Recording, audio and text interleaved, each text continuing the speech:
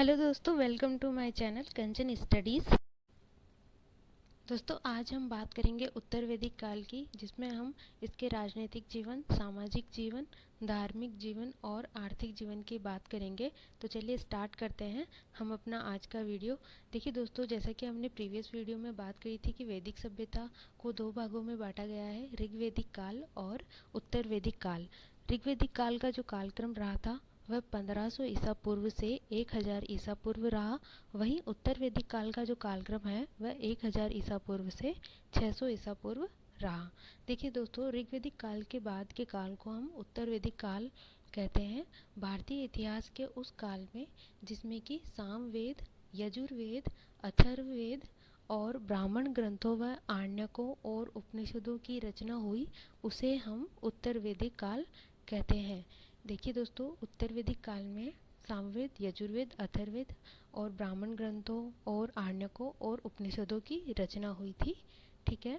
देखिए, इस काल के जो प्राप्त बर्तनों हैं, उन बर्तनों को धूसर मृद भांड कहा जाता है। चित्रित धूसर मृद भांड इस काल की विशिष्टता थी, क्योंकि यहाँ के जो निवासी थे आर्य मिट्टी के चित्रित और भूरे रंग के कटोरों तथा थालियों का प्रयोग करते थे। दोस्तों, इस काल में लोहे के प्रयोग ने आर्यों के जीवन में एक सामाजिक आर्थिक क्रांति पैदा कर दी। इस समय जो आर्य थे उत्तर वैदिक काल में, वे लोहे का प्रयोग जान चुके थे। आर्य लोहे के प्रयोग के बारे में जान चुके थे। लोहे का जो उपयोग है वे शस्त्र बनाने में, हल आदि बनाने में करने लगे थे। दोस्तों, उत्तर वैदिक काल में आर्यों का जो विस्तार है वह अधिक क्षेत्र पर इसलिए हो गया क्योंकि अब वे लोहे के हथियार एवं अश्वचालित रथ का उपयोग जान गए थे। दोस्तों, उत्तर वैदिक काल में जहाँ आर्यों ने अपने क्षेत्र का विस्तार किया और गंगा के बढ़ते हुए पूर्वी प्रदेशों में निवास करने लगे, उत्तर वैदिक आर्यों का विस्तार सप्त सिंधु से बढ़कर गंगा, यमुना, दोआब क्षेत्र तक हुआ। इस क्षेत्र को दोस्तों मध्य देश कहा गया और दिल्ली और दोआब के ऊपरी भाग पर अधिकार करते हुए बरेली, बदायूं, फर्रुखाबाद ये तक पहुंच गए थे और हस्तिनापुर को अपनी राजधानी बनाया इन्होंने।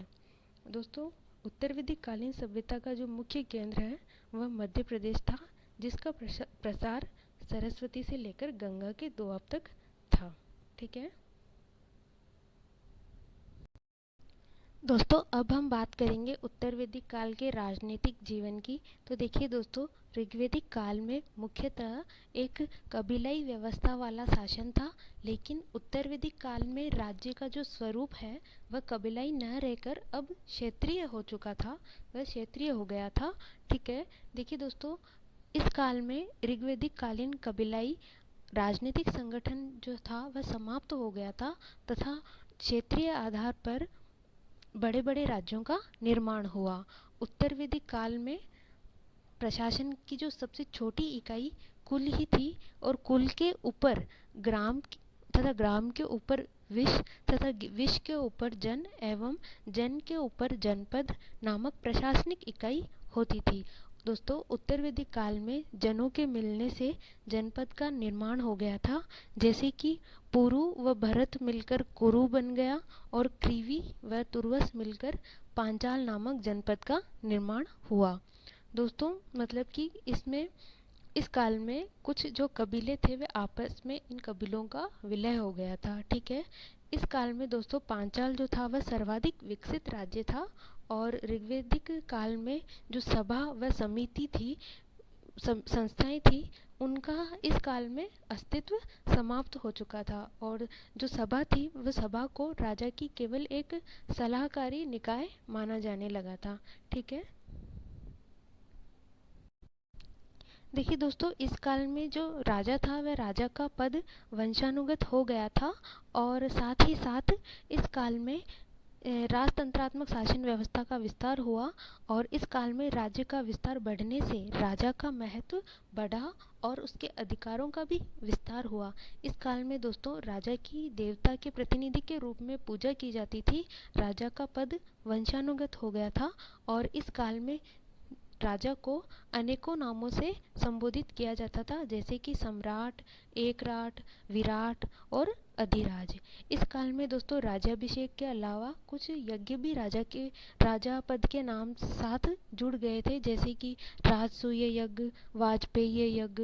राजसूय यज्ञ जो होता था उसमें राजा प्रत्येक रत्निन के घर जाकर राजसूय यज्ञों का संपादन करता था। राजा जो है वह राजधर्म के अनुसार शासन करता था। राजा का कर्तव्य शासन करना, न्याय करना, दुर्बलों की रक्षा करना, युद्ध करना, राज्य विस्तार करना होता था। ठीक है, देखिए देखिए दोस्तों, उत्तर वैदिक काल में प्रशासनिक अधिकारियों की संख्या में वृद्धि दिखाई देती है। यजुर्वेद में राज्य के उच्च पदाधिकारियों को रत्नी कहा जाता था। रत्नियों की जो सूची में राजा की पटरानी से लेकर रथकार तक के लोग शामिल होते थे। शतपथ ब्राह्मण में 12 प्रकार के रत्निनियों का विवरण मिलता है। देखिए दोस्तों, जो राजा है, राजा सहित कुल रत्निनियों की संख्या जो थी वह 12 थी, जिसमें राजा, पुरोहित, सेनानी, सूत, युवराज और संग्रहिता, अक्षवाप, गोपीकर्तन, पालागल, भागदूत, क्षत्रिय और महिषी हुआ करती थी। यहाँ जो है राजा जो है वह सर्वोच्च प्रशासक होता था और पुरोहित जो है वह राजा का प्रमुख सलाहकार होता था। वहीं सेनानी जो है वह सेनापति हुआ करता था और सूत जो है वह राजा का रथवान हुआ करता था। युवराज राजा का उत्तराधिकारी होता था और संग्रहिता यह कोषाध्यक्ष हुआ करता था। ठीक है, और अक्षवाप जो है वह चौपड़ पासे के खेल में राजा का प्रमुख सहयोगी हुआ करता था और गोपीकर्तन जो है वह गाय विभाग का प्रमुख हुआ करता था। वहीं पालागल जो है वह राजा का मित्र हुआ करता था और भागदूत है वह कर संग्रह करता हुआ करता था और क्षत्रिय जो है वह राजप्रसाद का रक्षक हुआ करता था। वहीं महिषी जो है वह राजा की पटरानी हुआ करती थी। ठीक है दोस्तों, राजा जो है वह मंत्रियों की सहायता से राज्य के शासन संबंधी कार्य करता था। और अब बात करेंगे हम उत्तर वैदिक काल के सामाजिक जीवन की। तो देखिए दोस्तों, उत्तर वैदिक काल में समाज जो है वह पूर्णतः 4 वर्णों में विभाजित था। ब्राह्मण, क्षत्रिय, वैश्य और शूद्र। ब्राह्मण है जिनका कार्य मंत्रोच्चारण करना, यज्ञ आदि करना होता था। वहीं क्षत्रिय जो है वह शासकों और राजाओं के वर्ग में आते थे और वैश्य जो है इनका कार्य व्यवसाय करना, खेतीबाड़ी करना, पशुपालन करना, मुख्यतः यही लोग जो होते थे वे कर अदायगी भी किया करते थे। और जो शूद्र हुआ करते थे वे इन तीनों वर्णों की इनका जो कार्य वह सेवा करना होता था। दोस्तों, इन तीनों वर्णों का, ब्राह्मण, क्षत्रिय और वैश्य, इन तीनों वर्णों को जनेऊ धारण करने का भी अधिकार प्राप्त था, लेकिन शूद्र जो हैं इन्हें ऐसा कोई अधिकार प्राप्त नहीं था। इस समय जो शूद्रों की जो स्थिति है वह दयनीय हो गई थी। उन्हें सुविधाएं उपलब्ध नहीं थी, इनसे बहुत ज़्यादा भेदभाव किया जाता था। ठीक है दोस्तों, ऋग्वैदिक काल में जहाँ वर्ण व्यवस्था कर्म पर आधारित थी, वहीं अब यह उत्तर वैदिक काल में वर्ण व्यवस्था जन्म पर आधारित हो गई थी। दोस्तों, इस समय वर्ण व्यवस्था बहुत उच्च पैमाने पर पहुंच गई थी। वहीं इस समय समाज जो है वह पितृसत्तात्मक होने के कारण संपत्ति पिता से बेटे को चली जाती थी और वहीं महिलाओं की जो स्थिति है वह भी इस समय बहुत दयनीय हो चुकी थी। और जो कन्या है, कन्या का जो जन्म है वह कन्या का जन्म कष्ट का सूचक माना जाने लगा था। इसका उल्लेख हमें अथर्ववेद में भी मिलता है। वे संपत्ति की उत्तराधिकारी नहीं हुआ करती थी। ठीक है दोस्तों, इस काल में मिश्रित जातियों का प्रादुर्भाव हुआ। समाज में 2 प्रकार के विवाह प्रचलन में आए, अनुलोम विवाह और प्रतिलोम विवाह। अनुलोम विवाह में उच्च वर्ण के पुरुष का निम्न वर्ण की महिला के साथ विवाह होता था और प्रतिलोम विवाह में उच्च वर्ण की महिला द्वारा निम्न वर्ण के पुरुष से विवाह होता था।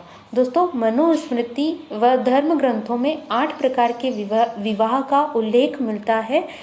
प्रजापत्य विवाह, आर्ष विवाह, देव विवाह, ब्राह्म विवाह और गंधर्व विवाह, आसुर विवाह, राक्षस विवाह और पेशाच विवाह। दोस्तों, 1 से लेके 4 तक के विवाह यानी कि प्रजापत्य विवाह, आर्ष विवाह, देव विवाह और ब्रह्म विवाह, इन चारों को उत्तम विवाह की श्रेणी में तथा 5 से लेकर 8 तक गंधर्व विवाह, आसुर विवाह, राक्षस विवाह व पैशाच विवाह, इन 5 चारों को निम्न श्रेणी के विवाह माना जाता है। अब बात करेंगे दोस्तों हम उत्तर वैदिक काल के धार्मिक जीवन की। ठीक है, देखिए दोस्तों, ऋग्वेदिक काल में जहाँ इंद्र अग्नि की पूजा होती थी, वहीं अब उत्तर वैदिक काल में अग्नि इंद्र के स्थान पर प्रजापति विधाता की पूजा होने लगी। शूद्रों के जो देवता थे वे पूषण देवता थे। अनेक प्रकार के इस काल में यज्ञ प्रचलन में थे जो कई महीनों तक, कई वर्षों तक चला करते थे। और दोस्तों, इस काल में उच्च पैमाने पर बलि भी दी जाती थी। वहीं इस काल में मंत्रों व मंत्रोच्चारण पर भी बल दिया जाता था। अब बात करते हैं दोस्तों हम उत्तर वैदिक काल के आर्थिक जीवन की। तो देखिए दोस्तों, उत्तर वैदिक काल में एक स्थान पर बसने के कारण ऋग्वेदिक काल की तुलना में कई क्षेत्रों में काफ़ी विकास हुआ। ऋग्वेदिक काल की ग्रामीण व्यवस्था अब समाप्त होती जा रही थी और लोग नगरीय व्यवस्था की ओर उत्तर वैदिक काल में अग्रसर हो रहे थे। दोस्तों, उत्तर वैदिक काल में मुख्य जो व्यवसाय था आर्यों का, वह कृषि व पशुपालन था, लेकिन पशुपालन से अधिक कृषि को महत्व दिया जाने लगा। आर्य जो है वह गाय की पूजा किया करते थे, परंतु लोहे का प्रयोग करने के कारण कृषि को अधिकता दी जाने लगी थी। दोस्तों, उत्तर वैदिक काल में लोगों की जो जीविका है, उस जीविका का मुख्य साधन जो है वह कृषि हो गया था।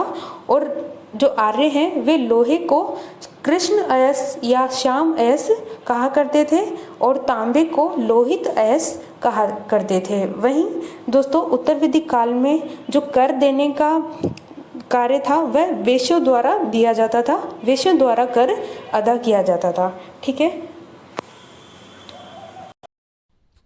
तो दोस्तों, यह था उत्तर वैदिक काल। आई होप आपको मेरा ये वीडियो अच्छा लगा हो, और अगर अच्छा लगा हो तो प्लीज़ इसे लाइक कीजिएगा, शेयर कीजिएगा और मेरे चैनल को सब्सक्राइब कीजिएगा। Thank you.